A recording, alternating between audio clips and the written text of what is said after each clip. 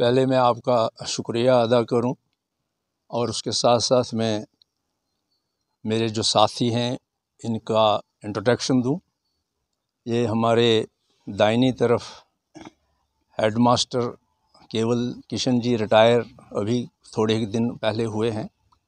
इनके साथ ही हमारे जसवंत लाल जी जो हमारे बनी के नायब सरपंच हैं, हमारे गुरु परशुराम भगत जी जो कि नेशनल कॉन्फ्रेंस के जनरल सेक्रेटरी थे हमारे इस इलाके के, मेरे ही बाइनी तरफ सूरज पादा जी जो बनी के एक जाने माने शख्सियत हैं और कांग्रेस के डिस्ट्रिक्ट जनरल सेक्रेटरी थे। मेरे साथ शिवदेव सिंह जी बलोरिया ये जो हमारे रोलका से हैं और रिटायर रेंज अफसर हमारे साथ हैं। तो मैं आज जो ये प्रेस कॉन्फ्रेंस से पहले मैं जम्मू कश्मीर बिलखुसूस पूरे देश और ख़ास कर बनी, लोही मलाहर, डुगन, ये हमारे डुगैन के इलाकों के बसने वालों को आज इस शुभ दिन पे मुबारक देता हूँ। आज दशहरा है, ये अच्छाई पे बदी और बदी पे अच्छाई का एक पर्व है। मैं इस पे आप सब यहाँ के बसने वाले जो हमारे जम्मू कश्मीर के रहने वाले, इनके लिए एक खुशहाली और भाईचारे का ये संदेश इस दिन से मिले और हमारे यहाँ के बसने वाले, यहाँ के रहने वाले खुशहाल ज़िंदगी बसर करें। ये मेरी दुआ है और मेरी ये सब साथियों की दुआ है। लिहाजा आज की ये जो प्रेस कॉन्फ्रेंस है ये हम उस विषय में कर रहे हैं कि हाल ही आप सभी जानते हैं कि हमने एक यहाँ आज़ाद साहब के सम्मान में एक सम्मेलन, एक उनके सम्मान में एक मीटिंग रखी थी जिसमें हर प्रकार का, हर धर्म का, हर ज़ात बरादरी का, हर यहाँ पॉलिटिक्स से ऊपर उठ के बहुत से अच्छे दर्जनों लोग जो हमारे रिटायर ऑफिसरान यहाँ बनी के रहने वाले, यहाँ दर्जनों हमारे एक्स सरपंच पंचेज़, यहाँ मौजूदा सरपंच पंचेज़, उसमें उन्होंने हिस्सा लिया आए और सैकड़ों लोग जो थे हमारे बनी के रहने वाले और मुअज़्ज़ज़ शख्सियत, ये भी नहीं कि कहीं, सब मुअज़्ज़ज़ हस्तियों ने यहाँ एक ज़बान, एक मुँह रखते हुए आज़ाद साहब का सम्मान किया और उनके कामों को यहाँ गिना और उनकी शख्सियत को, वो नेशनल लेवल के इस वक्त हमारे जम्मू कश्मीर के लीडर हैं, उनकी शख्सियत को यहाँ उजागर किया और उनके कामों को उजागर किया। तो उसमें एक सब लोगों ने यहाँ जितने भी यहाँ हमारी शख्सियत बैठी थीं, एक ज़बान में कहा कि अगर हम उनके कामों के जो उन्होंने यहाँ काम किए हैं उनका अगर हम इस वक्त उनकी हौसला अफजाई करें तो उनको यहाँ से हम इलेक्शन लड़ाने का ऑफ़र दें। ये सब पार्टियां मुत्फिक हो गई और मैंने सुना एक वायरल वीडियो हुआ कि यहाँ के हमारे एक्स एमएलए जीवनलाल जी लल्हाल जी ने उस पर अपनी टिप्पणी दी कि ये कुछ पार्टियों के जुड़ के लोग थे जिसमें मेरा मुकाबला नहीं कर सकते थे, तो इसलिए ये इन्होंने एक पार्टी का एक संगठन तैयार कर रहे हैं। तो शायद जीवनलाल जी ये भी भूल गए कि कहीं उनके खुद अपने वोटर भी यहाँ मौजूद थे और उन्होंने भी उसका स्वागत किया और आज़ाद साहब के हक़ में उन्होंने भी यहाँ नारे लगाए। इसमें कोई शक नहीं है कि आज़ाद साहब एक नेशनल लेवल के लीडर हैं। हमारी रियासत को इस वक्त अगर इस भंवर से, इस जो दलदल से निकालेंगे तो वो एक वाहिदी शख्सियत हमें दिखती है, वो आज़ाद साहब हैं। लिहाजा उनका ये कहना कि ये एक सरफरेरे जो कहते हैं, उनकी एक ये जमात थे, ये सरफरेरे नहीं थे, ये यहाँ की एक मुअज़्ज़ज़ शख्सियत थी। उन्होंने ये फ़ैसला किया है कि हम एक हो के ऐसी शख्सियत का हौसला अफजाई करें और अपने इस इलाके के लिए उनको इलेक्शन, क्योंकि ये नहनाल है उनका, ये ननहाल का इलाका है उनका, तो उनको आफिर दें और उनको यहाँ से इलेक्शन लड़ाएं। ये तो उनकी आगे उनकी अपनी सोच होगी, वो क्या करेंगे। लेकिन यहाँ क्षमता रखते हैं हमारे इस बनी, लोहाई मल्हार, डुग्गन के इलाकों से बहुत से पढ़े लिखे अच्छे सहनशीलता वाले हमारे पास बहुत से लीडर हैं। ये दरअसल इनका ये जो मानसिकता जो है, इनकी जो ये गुरूर जो है, ये शायद वो एक दिन ये ज़रूर यहाँ के लोग इसका वो सबूत देंगे कि किस शख्सियत ने यहाँ के इलाके की भलाई की है, किस आदमी ने यहाँ के काम किए हैं। आपको मैं आज़ाद साहब के काम गिनाऊं, उनके हाथों का दिया हुआ हमारी तहसील, मैंने तहसील चलाई थी, काम चलाया था, लेकिन रिकग्नाइज़ उन्होंने की। मैंने यहाँ उनको न्योता दिया। यहाँ टूरिज़्म का बहुत एक बड़ा हमारे इलाके में एक इसका हब है, चारों तरफ हमारे टूरिज़्म आ सकते हैं, टूरिस्ट आ सकते हैं, अट्रैक्टिव प्लेसेस हैं, लेकिन अनडेवलप्ड हैं। लेकिन आज़ाद साहब ने ये एक सर्किट जो है उस वक़्त हमें दिया, ये लखनपुर, बसोली, बनी, भदरवा का एक टूरिज़्म सर्किट जो हमें मिला है, उसमें उन्होंने कुछ पैसा अपने वक्त में खर्च किया। यहाँ एक रिसेप्शन सेंटर बना है जिसका 13-14 करोड़ रुपए खर्च हुआ। इसी तरह हमारे सरथल में एक हट बना है, उसका भी 3-4 करोड़ रुपए खर्च हुआ है। वो शुरुआत थी, लेकिन जब से ये हमारी जो ये पार्टी, आप कहते हैं कि कांग्रेस और नेशनल कॉन्फ्रेंस ने या दूसरी पार्टियों ने यहाँ कुछ नहीं किया, सिर्फ बीजेपी ने किया। अरे यहाँ जितना भी हमें स्टेटस मिला है, जिस कदर भी हमें एसटी का स्टेटस मिला, कांग्रेस ने दिया।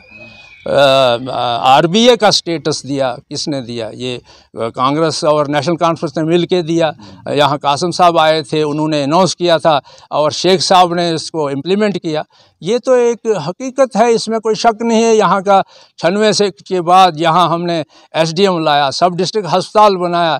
ये सड़कें अपने नाम कर रहे हैं इस वक्त। मैं बड़ा अफसोस से कह रहा हूँ कि लोगों को बेवकूफ़ बनाने वाली बात है। ये वाजपेयी जी की देन है। ये तो मैं सीधा सीधा कहूँ कि वाजपेयी साहब ने ये PMGSY लॉन्च किया था और उस वक्त 2000 में हमने यहाँ के प्रपोज़ल बनाए थे और भेजे थे। पहले ये रूरल डेवलपमेंट डिपार्टमेंट के ज़रिए ये प्लान किए, उसके बाद उनका इंफ्रास्ट्रक्चर ठीक नहीं था, उसके बाद ये PWD के हाथ दिए, लेकिन लास्ट में इसको 2006 में PMGSY यहाँ ये डिपार्टमेंट खोला गया, जिनको ये रोड्स दी गई। प्रोजेक्ट उन्हीं ज़मानों के बने थे। और मैं ये क्लियर करूँगा इस बात का कि बहुत से लोग मेरे साथ यहाँ से इकट्ठे होकर हम गए, हमने मजबूर किया आज़ाद साहब को। उस वक़्त हमारा ये सड़कें जो थी PDP सरकार में, बिल्कुल किसी ने नाम नहीं लिया ये कहाँ की कहाँ है। लिहाजा उन्होंने इनका प्रपोज़ल फिर निकाला और वो प्रपोज़ल सैंक्शन हुआ था 2002 का। तो 2004 में जो हमारे जो ये रेट्स जो थे, लेबर रेट बढ़ गया, ये सीमेंट का रेट बढ़ गया, दूसरे चार्जेस बढ़ गए। तो ये जो 10 करोड़ की सड़क थी वो तकरीबन 14-15 करोड़ में बननी थी। लिहाजा दोबारा उस वक़्त प्रपोज़ल भेजे और मनमोहन सिंह जी की सरकार ने इनको फिर अप्रूव दिया। इस वक्त 2005 और 6 में, ये हकीकत है, इसमें कोई शक नहीं। जिस वक्त उसके बाद हमारे मास्टर लाल चंद जी यहाँ MLA बने, उनकी सेहत ने उनको इजाज़त नहीं दी। उन्होंने इतनी कोशिश की कि फिर मजबूर होकर उन्होंने मुझे भी बुलाया, इसमें शक नहीं। मेरे साथ यहाँ के बहुत से शख्सियात साथ थीं। हमने उमर साहब को टाइम लिया और मास्टर लाल चंद जी भी मेरे साथ थे और उनको मजबूर किया। और 2009 में ये फिर दोबारा ये प्रोजेक्ट जो है DPR इनकी बनी और पूरे इलाके में सर्वे दोबारा हुए, इनके रेट्स बढ़े और जो 10-15 करोड़ की सड़क थी वो 20 करोड़ में चली गई। लिहाजा उसके बाद टेंडर हुए 2013 में और तब से ये काम चले हैं। लेकिन मैं एक ज़रूर ये तान दूंगा कि इन लोगों से फॉरेस्ट क्लियरेंस नहीं हो सकी अपने 2.5-3 साल में। ये जो शेखियाँ जो झाड़ रहे हैं आज, इनके हाथों फॉरेस्ट क्लियरेंस जो है इन सड़कों की नहीं हुई। वो सतपाल जी गवर्नर बने, उसमें फिर ये इनकी डिज़ॉल्व हो गई असम्बली, तो सतपाल जी ने इनकी ये जो फॉरेस्ट क्लियरेंस जो हुई और यहाँ स्ट्राइकें हुई, आप लोग खुद जानते हैं। ये कोटी चनिहार की सड़क के लिए स्ट्राइक हुई, उस वक़्त ये कोई विधायक नहीं थे, उस वक़्त वो स्ट्राइक में हम शामिल हुए, गए और वो फॉरेस्ट क्लियरेंस हुई। इसी तरह मशेडी में स्ट्राइक हुई तो ये जो मशेडी मल्हार रोड था उसकी क्लियरेंस मिली। मैंने इस मशेडी और लोहाई मल्हार के रोड के साथ साथ ढगर की रोड की वो भी फॉरेस्ट क्लियरेंस दी लाके। तो ये कहाँ की कह रहे हैं कि हमने ये सड़कें बनाई, ये कहाँ कह रहे हैं हमने ये रोड्स बनाए। ये मैं मिसाल दूंगा, ये हमारे बनी भदरवा जो बसोली सड़क है, ये तकरीबन आज 45 साल पहले इंदिरा जी ने अनाउंस की थी। और उसके बाद हम यहाँ से 4-5 दोस्त, ये उसमें सूरज जी भी थे, अशोक जी भी थे, राजू जी को मिले और राजू जी से ये फिर वो प्रोजेक्ट जो है हमने बहाल कराया, उस पर काम और हैंड ओवर किया ग्रिफ को। और आज भी ये रोड जो है अभी कंप्लीट नहीं हुआ, ये चल रहा है। यही प्रोसेस हमारे PMGSY सड़कों का, मैं डंके की चोट कहता हूँ कि अगर एक दफ़ा फिर रिपीट किए होते हम, मुझे फिर दोबारा मुझ पे इतबार किया होता तो 10 साल पहले ये सड़कें जो है कंप्लीट हुई होती। बदकिस्मती यहाँ जो, और जीवनलाल जी लल्हाल साहब से मैं एक ज़रूर बात करूँगा कि वो अगर ये कहते हैं कि यहाँ मेरे मुकाबले में कोई लीडर नहीं है, तो मैं उनको दावे से कहता हूँ कि आप अभी कायदे में ही, अभी आपने 2.5 साल ही हुए, अभी दूसरी तीसरी में ही हो सियासत में। मेरी 44 साल और ये जो मेरे आजू बाजू बैठे हैं 30 साल की सर्विस है सियासी इनके पास, और इन्होंने दुनिया को देखा है। इन्होंने, ये हमारे RO बैठे हैं, इन्होंने 40 साल सर्विस की है रेंज इसी इलाकों में। इसी तरह हमारे किशन, ये हमारे केवल किशन जी हैं, इन्होंने 40 साल सर्विस की है, हमारे बच्चों की खिदमत की है और बच्चों को पढ़ाया है और हेडमास्टर बन के रिटायर हुए। लिहाजा मैं कहता हूँ कि यहाँ बहुत से लोग हैं जो बहुत अच्छी सियासत कर सकते हैं, आपसे 1000 दर्जा अच्छी सियासत करके इस इलाके को फ़ायदा दे सकते हैं। मैं ये दावे से कहूँगा, डंके की चोट कहूँगा कि आपसे ये जो इस इलाके का, मैं कहता हूँ कि एक तरंगड़ी भी नहीं बना सके। हमारी देसी में कहते हैं तरंगड़ी बनाना। मेरे हाथ से तो यहाँ 30-35 पुल बने हैं, जो 18 के करीब लोहे के पुल हैं, और उनके सामने कनखोड़ में वो टिकता ही नहीं था वो पुल, वो हर 3-4 साल के बाद वो बह जाता था। वो मैंने ही बनाया है, मेरे हाथ से बनाया कनखोड़, ये साथ ही उनके घर के साथ ही है वो, और इसको ऐसी दिशा दी, उसको हाइट दी, और आज वो पुल जिंदा है। इसी तरह से लकड़ी के पुल हमने 20-22 बनाए हैं। तो लिहाजा मैं कहता हूं कि आप अपने काम दिखाइए जो सही हकीकत में है। तो ये जो शेखियाँ मारने, मेरे ख्याल में ये आपके बस का ये है ही नहीं। अभी तो आप सियासत को सीखा ही नहीं है और आप हमारी मानवता को चैलेंज करते हो। मैं बड़ा अफसोस की बात करता हूँ, मैं इज़्ज़त करता हूँ हर किसी शख्स की। मैंने सियासत में आके किसी का ज़ाती, मैंने कभी भी ऐसी बात नहीं की, लेकिन उनका ये कहना कि मलिक साहब की वो मानसिकता जो है वो कमज़ोर है। और जो टनल की बात करूँगा, और जो टनल है वो हमारी सरकार ने, बीजेपी सरकार ने सैंक्शन किया। अरे मेरे भैया, तू तो उस वक्त मेरे ख्याल में प्राइमरी टीचर था जिस वक्त ये इस टनल की बात हुई है। ये 2009 की बात है। 2009 में हम, उमर साहब की यहाँ सरकार थी। मैं हारा हुआ ज़रूर था, लेकिन मुझे भी दावत थी उस प्रोग्राम में। यहाँ हर पार्टी, कांग्रेस, NC और बीजेपी के आपके लोग बुलाए थे उन्होंने। बड़े महान शख्सियत वहाँ इकट्ठी थी। सोनिया जी आई थी, ये एंटोनी जी उस वक्त डिफेंस मिनिस्टर थे, वो थे। आज़ाद साहब हेल्थ मिनिस्टर थे, वो थे। जिस वक्त अटल सेतु, जो आपने नाम चेंज किया, बसोली का ब्रिज का फाउंडेशन स्टोन रखा था, और वहाँ हज़ारों की तादाद में हमारे लोग वहाँ थे। बनी से भी कुछ अहम शख्सियत मेरे साथ बैठे हैं, सूरज जी ये भी थे, इनके साथ और भी थे, हमारे बनी के लोग थे। वहाँ उन्होंने, यहाँ से 2 गाड़ियों के करीब करीब वहाँ लोग थे। तो उन्होंने वहाँ एक प्रपोजल दिया था आज़ाद साहब ने एंटोनी को कि ये डिफेंस रोड इसको करार दो। और एंटोनी जी ने वहाँ, जो हमारे आर्मी का आया था वहाँ, नॉर्दर्न कमांड का वो अफसर था ये आर्मी का, उन्होंने खुद तस्लीम किया था कि ये हमारा डिफेंस रोड बन सकता है। और इसमें एक जगह हमें, जो जहाँ हम 12 महीने इस रोड को ओपन नहीं रख सकते हैं, वो छतरगला है, वहाँ हमें टनल अगर बनाया जाए तो ये 12 महीने सबसे शॉर्ट रोड हमारा जो पठानकोट और कश्मीर बन सकता है। और डिफेंस रोड इसको उस दिन इन्होंने करार दिया है। और उसी दिन से ये प्रपोजल भी छतरगले का टनल का उसी दिन से चला है। तो उसके बाद ये मनमोहन सिंह सरकार जो है वो नाशरीफ टनल का उन्होंने उद्घाटन किया, उसका काम शुरू हुआ। लेकिन बदकिस्मती से हमारी सरकार चली गई, तो आज तक ये टनल उसी का उसी तरीके से है। यहाँ ज्योतिंदर जी 10 बार आए, 10 बार उन्होंने झूठे लोगों को कहा बस आज नहीं कल शुरू हो जाएगा, परसों शुरू हो जाएगा। और मैं ये दावे से कहूँगा कि अभी तक इस टनल का ABC भी नहीं शुरू हुआ है। 8 साल हो गए इनको यहाँ लोगों को बेवकूफ़ बनाते। ये हमारे बहुत से यहाँ के जो सड़कें हैं ये एज़ पर जो हमारी इसका डीपीआर बनी है, एज़ पर जो प्रोजेक्ट्स हैं उसके तरीके से यहाँ इन्होंने अप डाउन करके इसका बेड़ा गर्क कर दिया इन रोड्स का। और इसका कोई ना कोई पूछने वाला है। इनकी चौड़ाई जो है बहुत कम कर दी है, जबकि ये 25-26 फुट के करीब ये 6.10 मीटर के करीब ये रोड होना चाहिए था, लेकिन हमने देखा ये 4-4, 5-5 मीटर भी इसकी चौड़ाई नहीं है।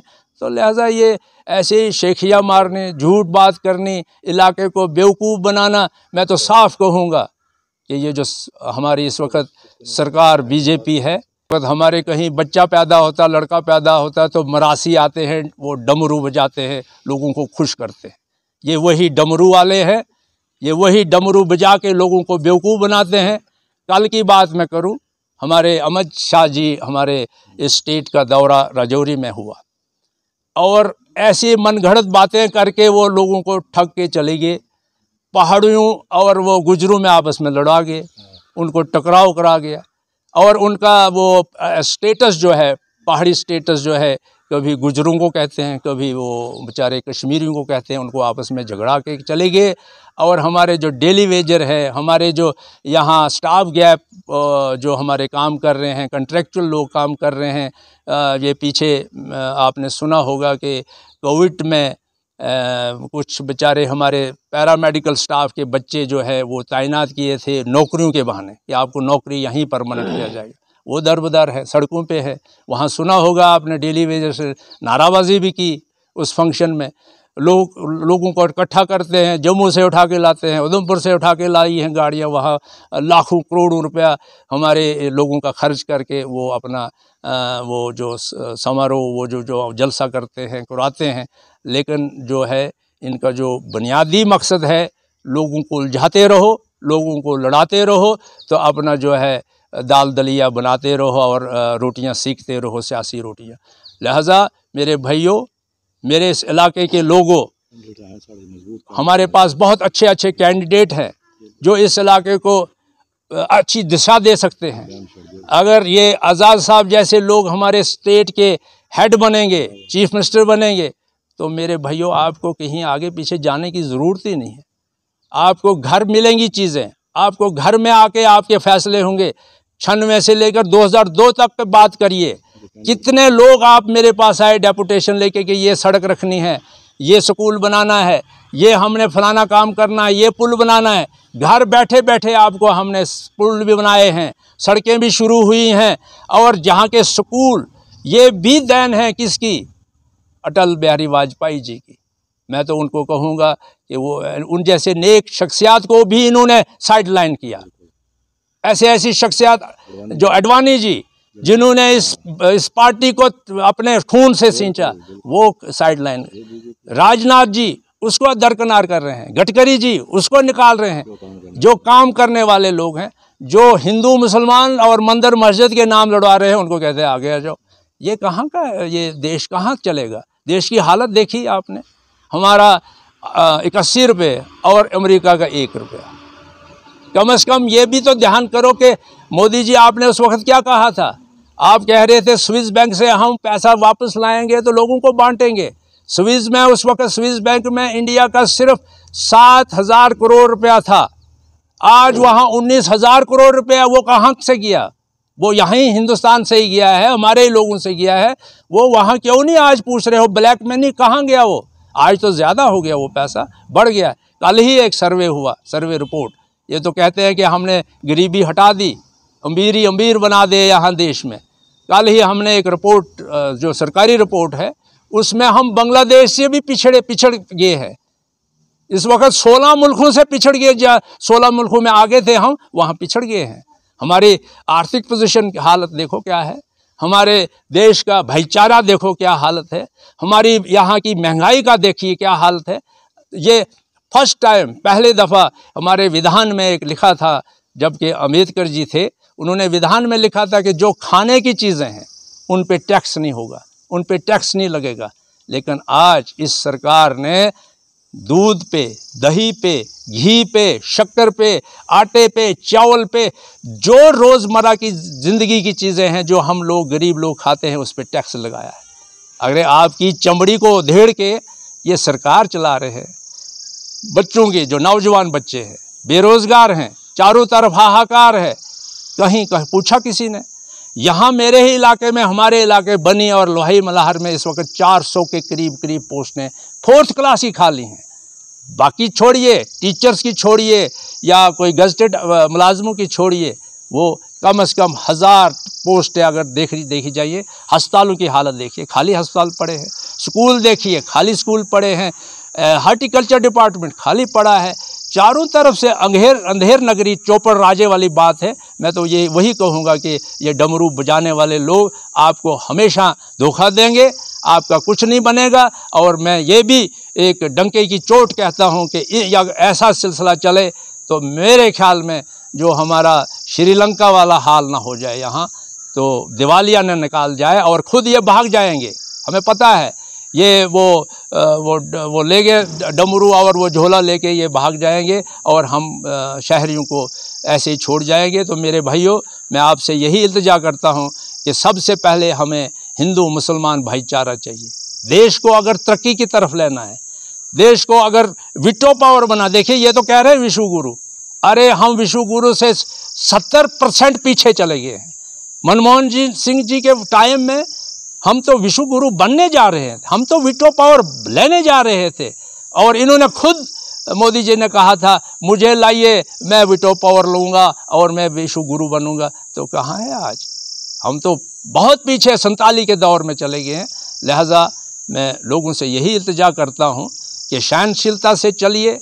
इलाके की भलाई के लिए अगर हमने चलना है तो आज़ाद जैसी शख्सियत को हमने आगे लाना है और तभी ये इस इलाके का सुधार होगा, क्योंकि वो पिछड़े इलाके से ताल्लुक़ रखता है।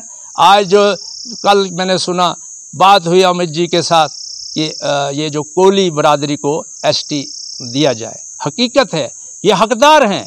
सबसे गरीब अगर देखना है तो ये कोली है। और ये डंके की चोट ये भी कहूँगा मैं, ये भी मेरे टाइम में फाइल बनी है, चलाई है, चली है और सेंटर को भेजी है, सेंटर ने वापस भेजी है। नो ऑब्जेक्शन के लिए सरकारें हमारी चली गई तो वो वहीं की वहीं है। और यहाँ के कृष्ण भंडारी जी मेरे साथ थे और 11 लोग, ये 12 मेरे पास आए थे। इनकी जो शिप्पी गद्दी, जो इनका एक संघ है, वो मेरे पास कोई बहनाल का है, कोई रामनगर का है, कोई कहीं का है। वो आए थे, मैंने हारे हुए उमर साहब की सरकार में वो फाइल फिर निकाली थी, वो फाइल फिर चलाई थी। ये तो धोखाबाजी है, ये तो धोखा दे रहे हैं इनको, कोली बरादरी को, बेचारों को। ये अपना खाता खोल रहे हैं और ये जो हमारे ये गद्दी बरादरी जो है वो कहाँ की कहाँ है। और ये भी कांग्रेस की देन है, कांग्रेस ने दिया है ना इनको, ये कोई बीजेपी ने